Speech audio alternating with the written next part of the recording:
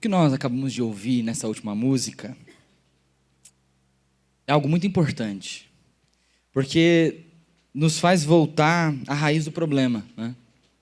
Nosso problema não são as contas a pagar, nosso problema maior não é o carro fazendo um barulhinho, nosso problema maior não é a prova que você foi mal ou o trabalho de escola que a nota foi baixa. Nosso maior problema é o pecado. Aí começa todo o problema da humanidade. É quando o pecado entrou no mundo. E essa música que nós acabamos de ouvir fala justamente sobre isso. E o pecado trouxe com ele grandes consequências. O pecado muda a forma como nós olhamos para a vida, né? E com o pecado vem algo muito ruim. Porque a partir do pecado foi que nós conhecemos a morte, né? E a morte de diversas formas. A partir do momento em que o pecado entra na humanidade, a partir do momento em que o pecado entra no coração humano, a morte começa a fazer parte da nossa vida. Veja, o ser humano antes do pecado, ele vivia no jardim do Éden. Ali no jardim ele tinha acesso a tudo, ele tinha tudo do melhor, né? Ele não tinha vergonha, ele estava com Deus sempre, né? Só que aí vem o pecado, e então nós passamos a morrer. Ali no Éden nós tínhamos acesso ao que o texto nos fala, que é o fruto da vida eterna, a árvore da vida eterna. E por isso que depois do pecado, o homem e a mulher foram obrigados a deixar o jardim. Deus disse para que não vivessem para sempre mais. Porque a partir do pecado vem a morte. A partir do primeiro pecado, foi necessário que um animal morresse para que a vergonha do nosso pecado fosse coberta. Isso está lá em Gênesis 3, 21. Deus fez com peles de animais roupas para que o homem e a mulher se vestissem, porque eles estavam envergonhados da própria nudez. Eles tinham vergonha do próprio pecado, né? E ali foi necessário então que o animal já morresse. Veja, a morte começa a fazer parte. A gente vê um pouco depois disso, lá em Gênesis 4, a primeira oferta aceita por Deus é uma oferta de um animal morto, né? A oferta de Abel. Caim, seu irmão, também fez uma oferta daquilo que ele cultivava na terra.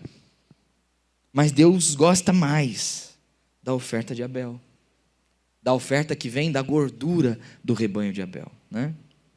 E finalmente, quando a gente vê a lei do Senhor que veio até o povo, depois do êxodo, depois que eles saíram do Egito, depois que eles cruzaram o Mar Vermelho, a gente vê Deus trazer esse princípio para o povo. O princípio de que o povo só seria purificado através do derramamento de sangue, através da morte.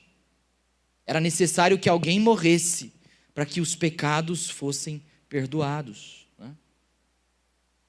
Isso está no livro de Êxodo, no livro de Levítico em vários momentos, mas o autor da carta aos Hebreus, lá em Hebreus capítulo 9, o versículo 22, ele vai nos dizer e nos explicar e nos trazer esse fato a respeito da vida e da Bíblia e do pecado.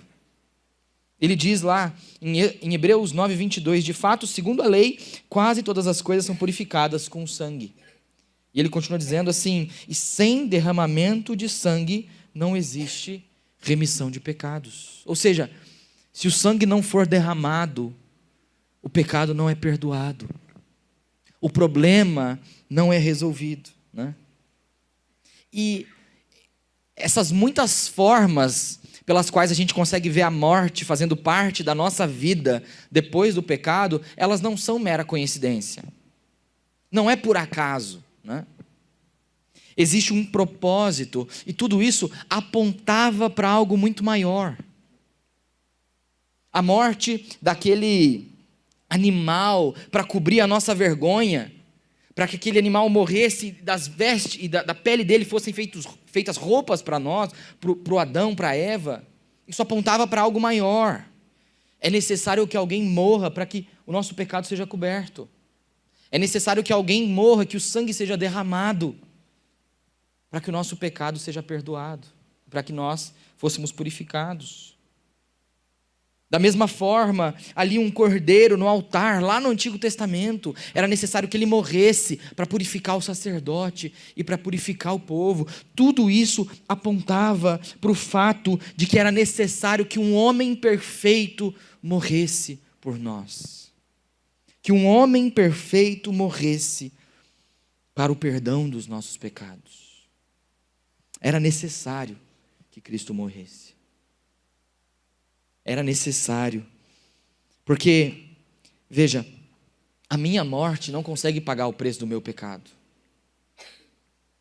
Eu já estou contaminado. Já não existe mais valor em mim. A minha vida, ela já está condenada. Eu posso morrer e eu não ganho nada. Era necessário que alguém perfeito, que não merecesse a morte, que não merecesse condenação, o único que cumpriu a lei, era necessário que ele fosse morto, para o perdão dos pecados de muitos, né? E isso já tinha sido predito pelo profeta Isaías, cerca de 700, 800 anos antes de Jesus nascer. Isaías tinha dito lá, no seu livro, no capítulo 53, o verso 5, ele diz assim: mas ele foi traspassado por causa das nossas transgressões. Ele foi moído por causa das nossas iniquidades. O castigo que nos traz paz estava sobre ele, e sobre as suas feridas nós fomos sarados. Era necessário que Cristo morresse para que os nossos pecados fossem perdoados. E Deus colocou sobre ele o castigo para conquistar a nossa paz com o Senhor. Para que nós pudéssemos ter acesso ao Pai. Para que nós pudéssemos ter acesso novamente a essa árvore da vida eterna, que é Cristo Jesus. Era necessário que Jesus morresse para que nós pudéssemos viver eternamente com Deus. E veja, o sacrifício de Cristo não foi somente sofrimento físico. Não foi. A dor que Jesus sentiu não era simplesmente a dor física que nós sentimos quando nós temos algum tipo de problema de saúde ou algo do tipo. Era algo muito maior que Jesus experimentou ali na cruz do Calvário. Porque o que Jesus estava provando não era simplesmente o furor de um soldado romano com um chicote na mão. O que Jesus estava provando não era simplesmente o peso de uma cruz de madeira, uma cruz rústica, com as suas farpas. Não era só isso que Jesus sentia. O que Jesus estava sentindo não era simplesmente a dor do espinho fincando a sua testa, né? Ou então a dor dos pregos furando a sua mão e os seus pés. Ou de uma lança perfurando ele. Não era simplesmente isso. Mas o que Jesus sentia era o castigo de Deus para nós. Era o castigo de Deus para o nosso pecado. Jesus, ele se coloca na frente. E ele recebe todo o furor de Deus. Não era a fúria de Pilatos. Não era a fúria do Império Romano.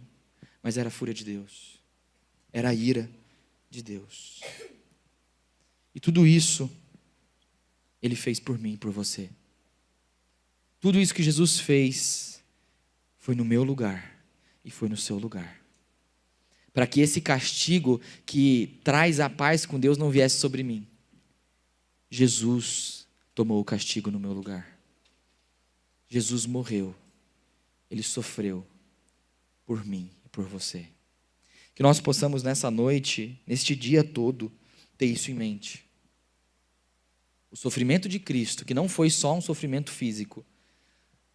Esse provar da ira de Deus, que Jesus provou ali naquela cruz. Isso foi por mim, foi por você, foi no nosso lugar. Baixe sua cabeça, vamos orar nesse momento. Senhor nosso Deus, Pai, nosso coração fica contrito, fica apertado quando nos lembramos desse sofrimento de Cristo. Nosso coração se entristece quando nós olhamos para os detalhes disso. Quando nós olhamos, ó Pai, e lembramos de tamanho sofrimento que Jesus sentiu ali naquele dia. Ó Pai, mas que possamos estar cientes de que existe muito mais, existe um sofrimento maior do que os nossos olhos podem ver na história registrada. Existe o sofrimento do provar da tua ira, Pai. Ó Deus, nós somos gratos ao Senhor, porque o Senhor nos mandou o seu Filho. Nós somos gratos por Jesus Cristo, que morreu por nós ali naquela cruz. Somos gratos porque Jesus faz por nós aquilo que nós jamais poderíamos fazer por nós mesmos. Somos gratos porque, por conta do teu maravilhoso plano e da tua maravilhosa graça, nós podemos hoje estar aqui, louvando o teu nome, e podemos ter uma certeza, uma esperança, a esperança da vida eterna, a esperança de que quando essa vida aqui passar, nós estaremos com o Senhor eternamente. Nós estaremos na tua glória, nós estaremos com Cristo, o nosso Rei, aquele que está vivo. Nós te agradecemos por isso, ó Pai. Em nome de Jesus que nós oramos. Amém.